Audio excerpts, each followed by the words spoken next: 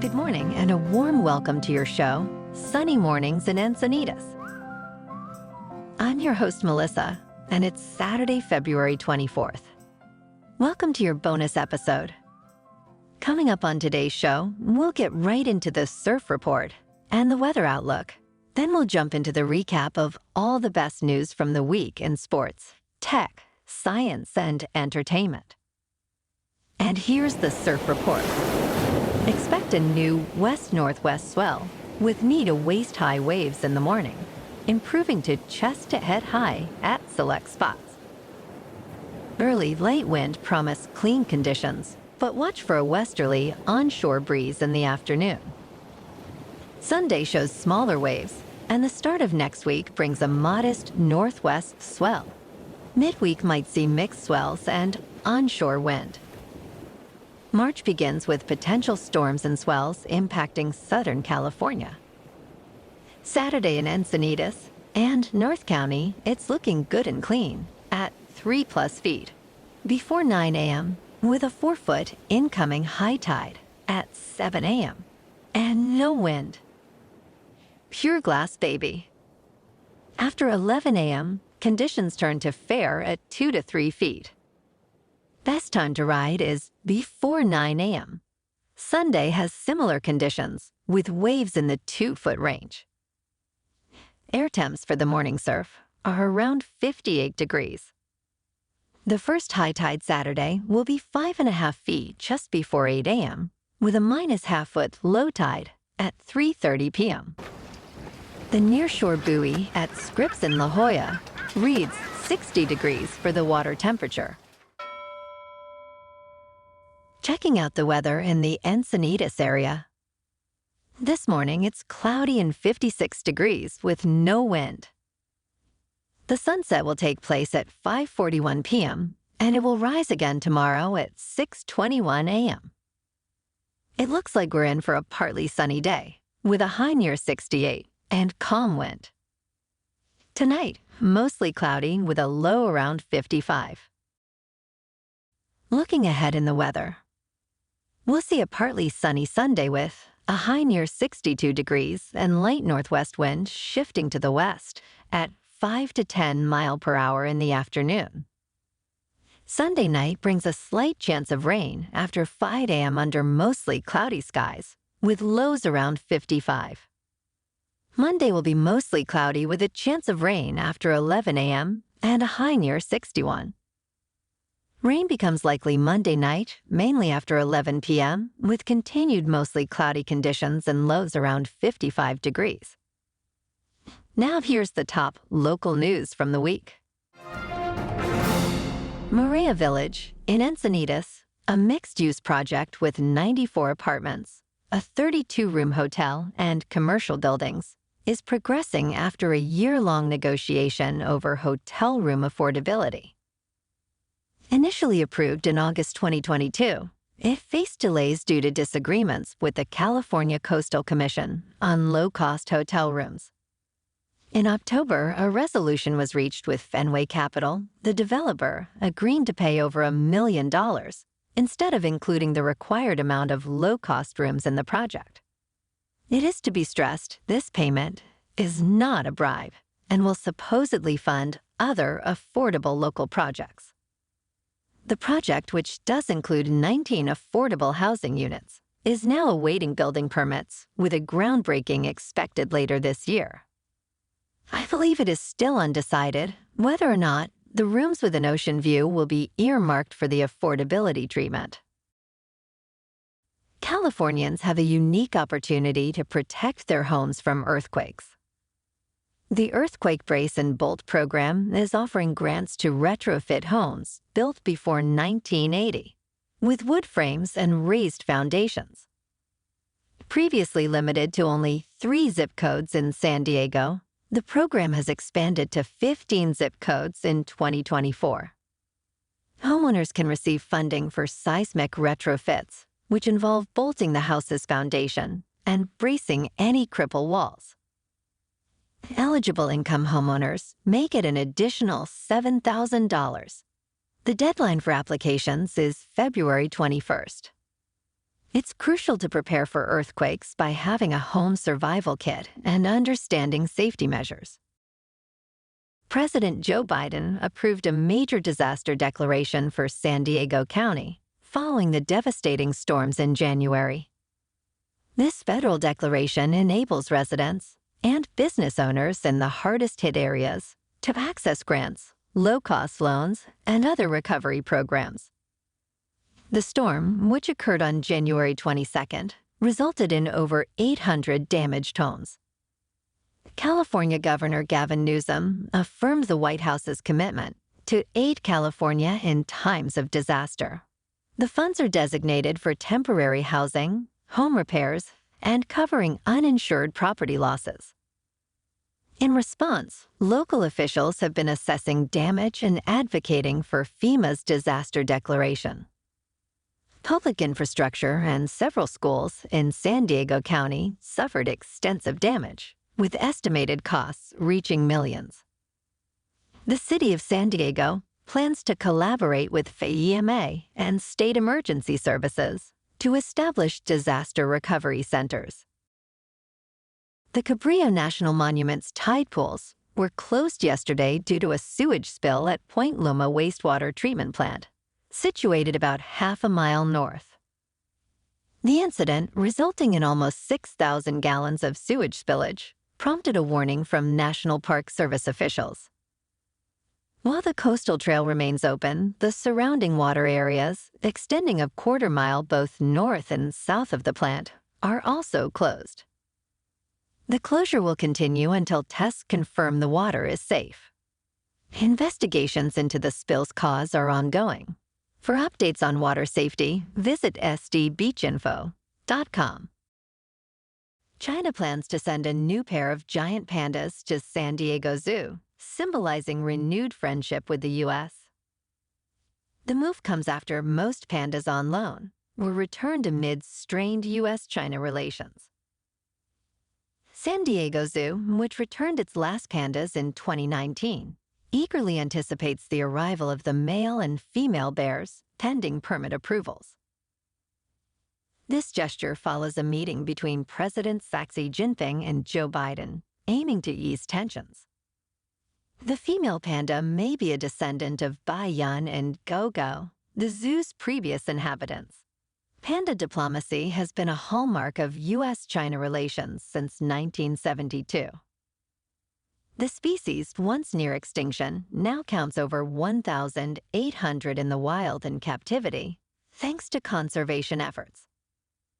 The return of pandas to U.S. zoos was uncertain last year, but recent developments signal a positive shift.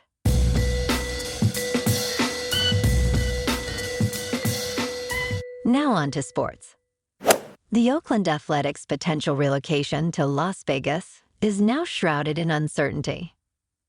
ESPN reporter Jeff Passan, appearing on Pardon the Interruption, highlighted widespread doubts about the move's feasibility, citing the Athletics' history of organizational mishaps.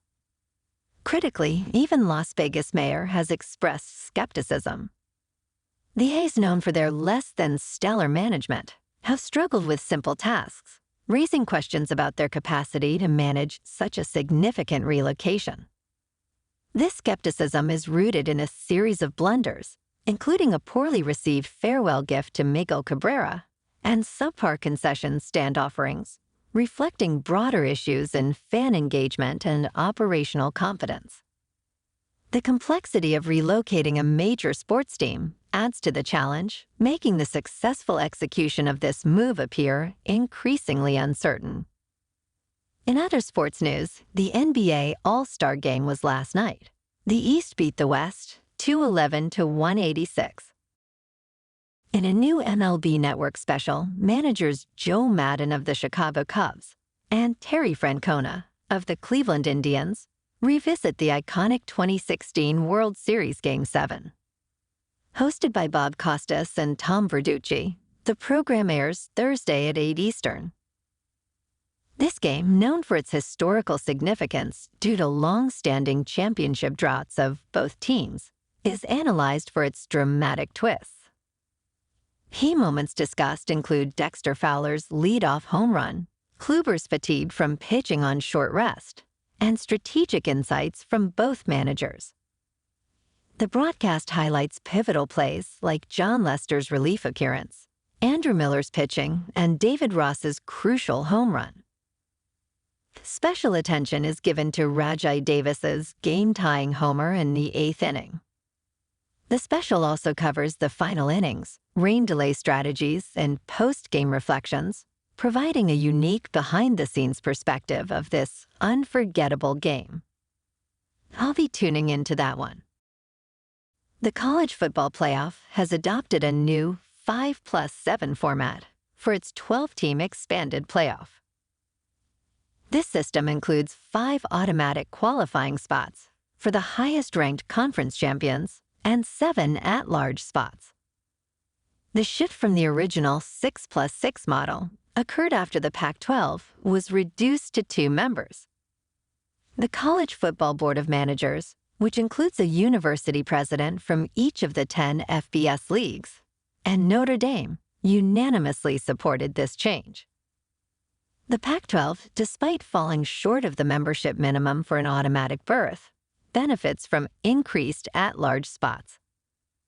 The expanded playoff begins next season with the 4 highest-ranked conference champions receiving byes into the quarterfinals.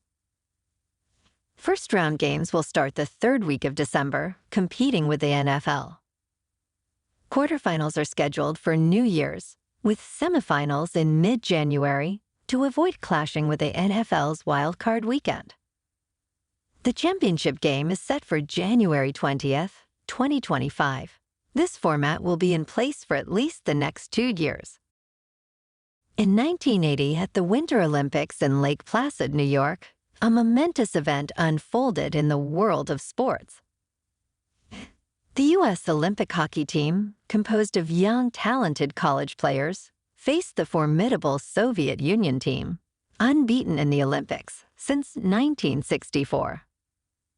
Despite the odds in the Soviets' previous 10-3 victory over the U.S., the American team, under coach Herb Brooks, triumphed in a game that came to be known as the Miracle on Ice.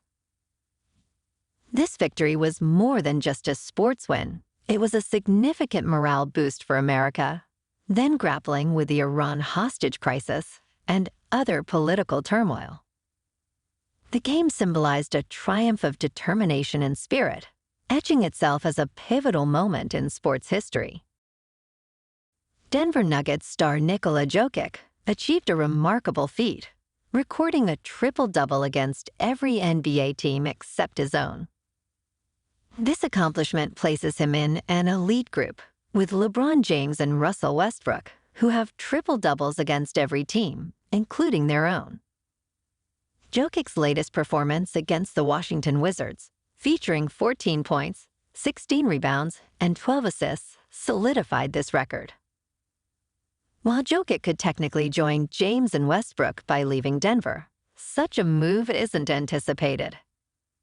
His consistent ability to make history is a testament to his extraordinary talent and impact on the game. In top news, scientists are exploring groundbreaking geoengineering techniques to combat climate change, as traditional methods to reduce greenhouse gas emissions are lagging. These methods include spraying saltwater into clouds, injecting reflective particles into the sky, and altering ocean chemistry. These once taboo approaches, now receiving funding and attention, aim to reflect sunlight away from Earth or absorb atmospheric CO2. For example, a project off Australia's coast seeks to brighten clouds in order to cool the Great Barrier Reef's waters, while in Israel, reflective particles are being tested to cool the atmosphere. In Massachusetts, researchers plan to reduce ocean acidity and absorb CO2 by adding sodium hydroxide to seawater. While these innovative experiments offer potential short-term climate solutions, they are met with caution due to risks like altered rainfall patterns or harm to marine life. The United Nations Environmental Assembly is debating the implications of such interventions, underlining the delicate balance between innovative solutions and unforeseen consequences. The World Health Organization declared in 2023 that no amount of alcohol is safe for health, challenging the notion that moderate drinking can be beneficial. This statement, reinforced by research in the Lancet Public Health Report, categorizes alcohol as a Group 1 carcinogen, emphasizing its toxic and dependency-inducing nature. Studies highlight increased cancer risks even with minimal alcohol consumption. Additionally, University of Oxford researchers in 2021 linked any alcohol intake to reduced brain function. In 2022, data from over 300,000 individuals indicated that light drinking elevates the risk of hypertension and coronary artery disease. It is important to note the perceived heart health benefits in light drinkers were attributed to healthier lifestyles, not alcohol consumption. Dr. Jurgen Rem suggests that while no alcohol is risk-free, the health risks escalate with higher consumption. This growing evidence suggests reevaluating our drinking habits, with an emphasis on reducing alcohol intake for better health. Have you ever heard of aptonyms? It's when your name eerily aligns with your career. Take Frank Fish, a marine biologist, or Carla Dove, who leads the feather identification lab at the Smithsonian, handling all things avian.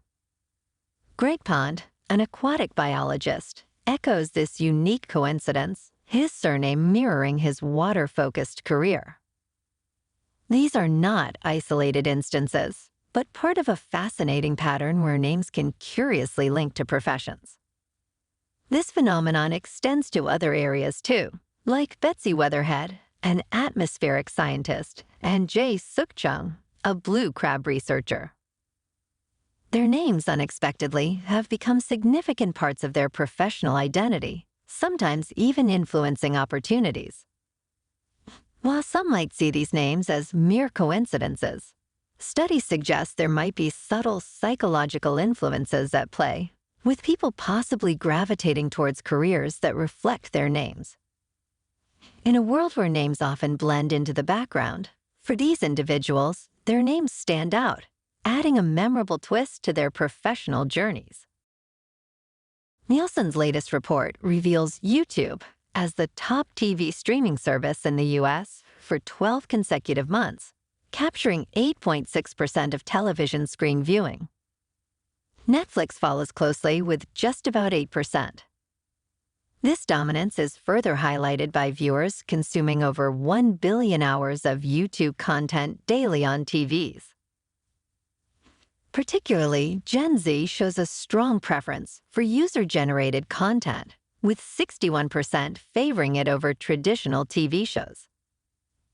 YouTube creators are also experiencing a significant increase in TV viewership, with top YouTubers seeing a more than 400% rise in watch time on TVs. This trend benefits family-friendly YouTubers, especially considering children's high usage of TikTok. While YouTube leads in the living room, TikTok remains dominant on mobile devices, even competing with longer video formats. YouTube's recent achievements include reaching over 100 million subscribers for YouTube Music and YouTube Premium, over 8 million subscribers for YouTube TV, and surpassing 70 billion daily views on YouTube Shorts. Zone 2 workouts, a low-intensity training favored by elite athletes, are gaining popularity. These exercises, done at a level where you can talk, but with slight effort, enhance mitochondrial efficiency, crucial for energy production and health. This method, highlighted in recent books and podcasts, aligns with our evolutionary history of prolonged, moderate activity. Zone 2 training, which can range from a relaxed jog to an easy bike ride, doesn't just improve athletic performance, but also offers significant health benefits. It's part of a balanced fitness routine that should include diverse workouts, like strength and high-intensity training. The method is effective for fat burning and has potential implications for longevity and preventing diseases like type 2 diabetes and cardiovascular issues. In business news, with record highs in the stock market, investors are debating the stock values using various valuation models. The S&P 500's recent performance raises questions about overvaluation. Models like the price-to-earnings ratio, which is currently above its 10-year average, suggest stocks may be expensive. Other metrics like the price-to-book ratio and the equity risk premium also indicate high valuations. The price-to-earnings growth ratio and the cyclically adjusted price-to-earnings ratio provide further insights. These models, combined with economic conditions and company health, help investors gauge market status. Notably, tech stocks like NVIDIA show high valuations, reflecting their growth potential. Overall, these indicators suggest a cautious approach in a market that might be reaching inflated levels. Capital One is set to acquire Discover Financial Services in a landmark $35.3 billion all-stock deal, forming a major global payments entity. This move positions them as the sixth largest U.S. bank, directly competing with J.P. Morgan Chase and Citigroup. The transaction offers Discover shareholders a premium of about 27% over the recent closing price, with Capital One shareholders owning 60% of the new company. The merger, expected to close by late 2024, aims to leverage scale and investment for competitive advantage. However, it faces intense regulatory scrutiny under the Biden administration's focus on boosting competition, including a 2021 executive order on bank mergers.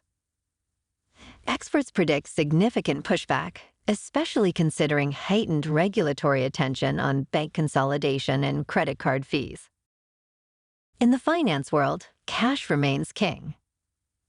Despite expectations of its decline, cash is holding strong, with investors pouring $128 billion into U.S. money market funds since the year's start. Corporate treasurers are also holding on to cash, with a record $4.4 trillion in reserves by the third quarter's end. This surge in cash holdings contrasts sharply with earlier predictions that cash would lose appeal once the Federal Reserve started cutting interest rates. However, with policy easing expectations dialed back, cash remains attractive, especially in money market funds, offering returns of 4% or more. This trend isn't just a fleeting phenomenon. It's a reflection of a broader shift in financial attitudes post-pandemic, with more people recognizing the value of liquidity and safety in cash holdings. Investors and corporations alike are reevaluating their strategies, keeping cash in the spotlight for 2024. In the recent industrial sector update, Wheels Up Experience, a private jet charter business, emerged as the week's top gainer, soaring 80%, despite a year-to-date stock slump of 69%. This contrasts with FedEx, which experienced an almost 12% decline following second quarter results that missed estimates. The industrial select sector and the SPDR S&P 500 ETFs continued their upward trend, with respective gains of 0.1% and 0.92%.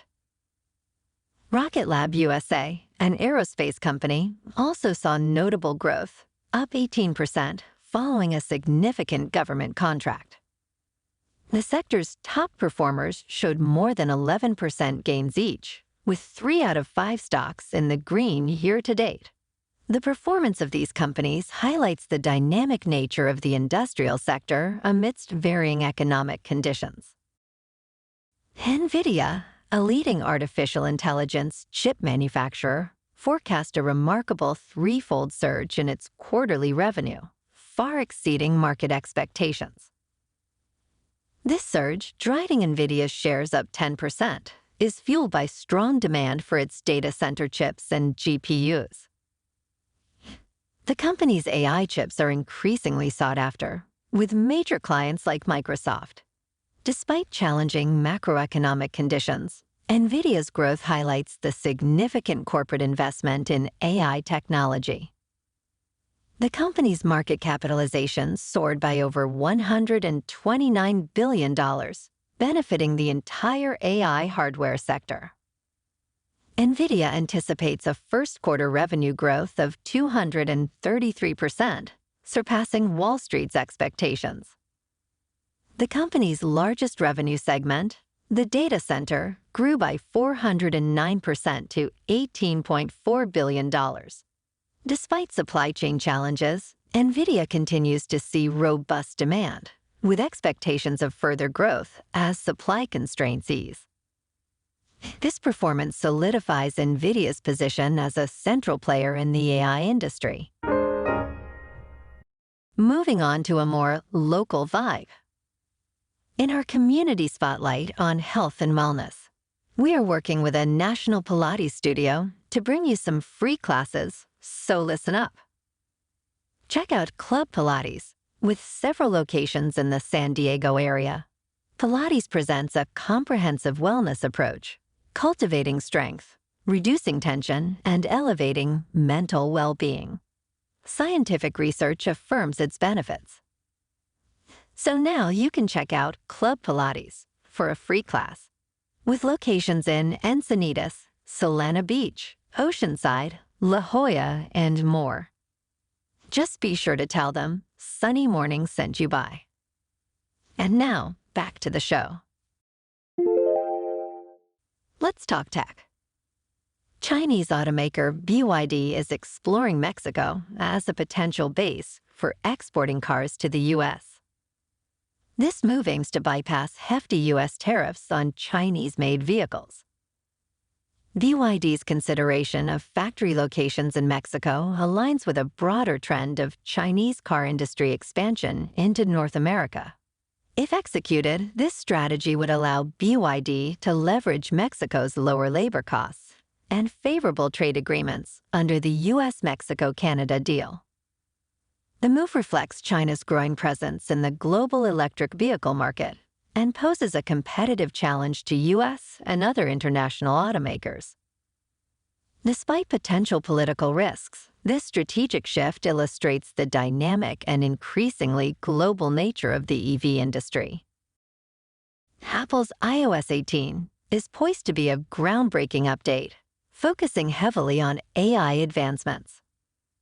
Bloomberg reports it as one of Apple's biggest iOS updates, featuring a new large language model system named Apple GPT. This system is built on the AJAX framework, a foundation for Apple's machine learning projects since 2022. Additionally, iOS 17 has leveraged OpenAI's ChatGPT, hinting at enhanced AI capabilities in Siri and Messages. Rumored features include a smarter Siri AI-generated Apple Music playlists, and AI integration in Pages, Keynote, and Numbers for content creation. Apple's continued AI endeavors include text command photo editing and AI-generated animations in Keyframer. CEO Tim Cook teased future AI product announcements, underscoring Apple's commitment to AI innovation. At just 4 months old, babies in bilingual homes display unique brain patterns, setting them apart from their monolingual peers. A study led by Boria Blanco at the University of Cambridge revealed that when exposed to speech, these bilingual infants show broader and more extensive brain activation. This study used functional near-infrared spectroscopy to track changes in cerebral blood flow, highlighting differences in brain activation between infants raised in monolingual Spanish homes and those exposed to both Spanish and Basque. The bilingual babies not only had activations in the usual speech processing areas of the brain's left hemisphere, but also in the right hemisphere's corresponding areas. Interestingly, these infants reacted similarly to forward and backward speech, unlike monolingual infants who showed more interest in backward speech, possibly because it was more novel. This early brain development in bilingual infants suggests they might be better equipped to differentiate between languages from a young age, a skill that could have long-term linguistic benefits. The study underscores the profound impact early language exposure has on the developing brain. Skyrise has introduced the world's first production fly-by-wire helicopter, the Skyrise 1, revolutionizing helicopter control systems. This innovative helicopter is operated using a single joystick and a pair of touchscreens, simplifying the traditional controls. The underlying technology, SkyOS, automates various functions, translating pilot inputs and environmental conditions into seamless 4-axis flight. Key features include a swipe-to-start procedure, auto pickup, and set-down capabilities, and a fully automated auto-rotation for emergencies.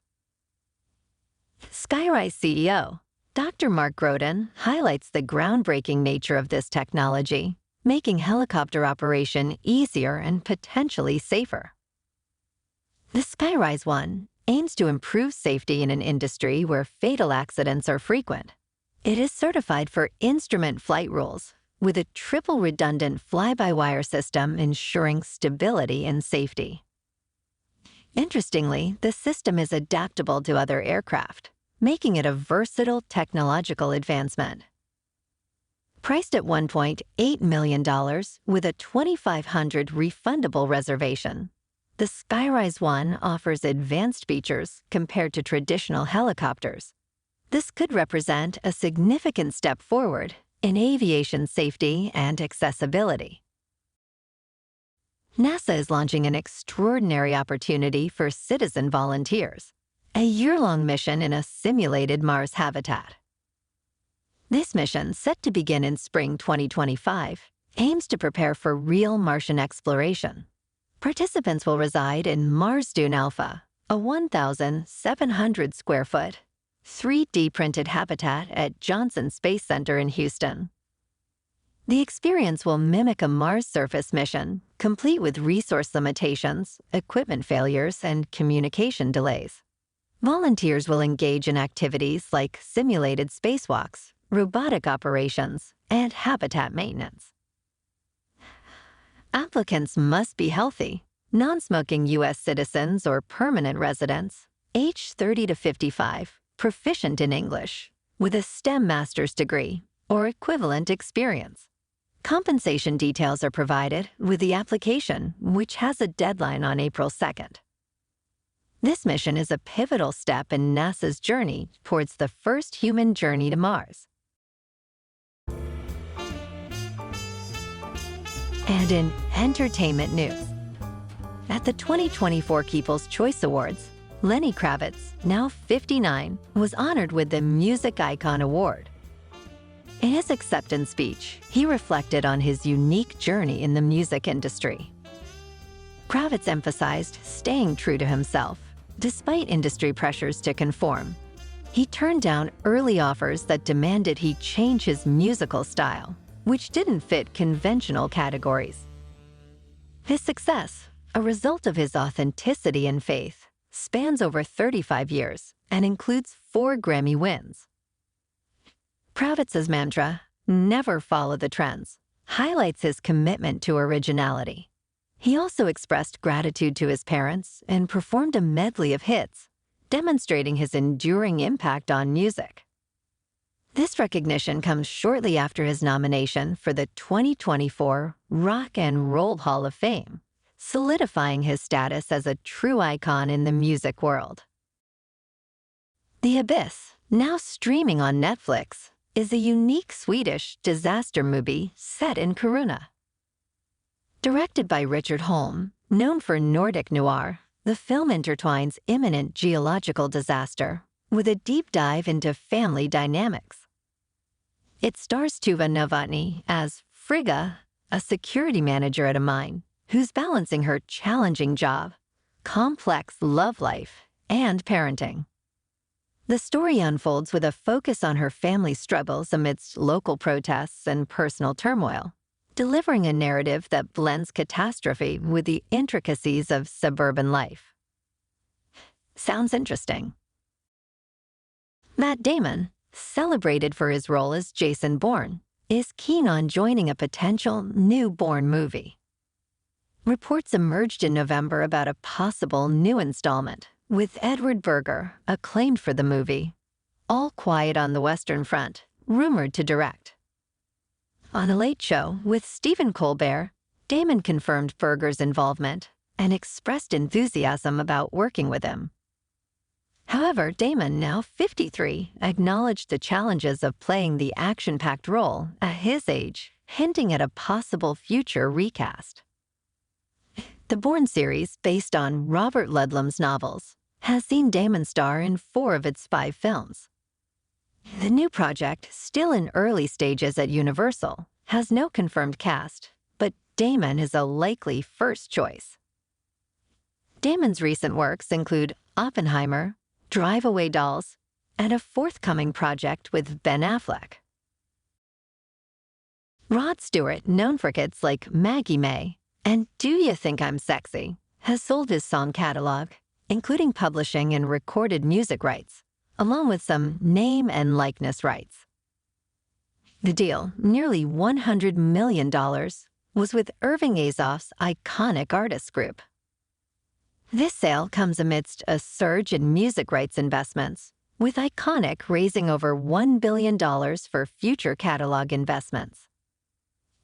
Stewart's extensive catalog covers his solo career and time with Faces and the Jeff Beck Group.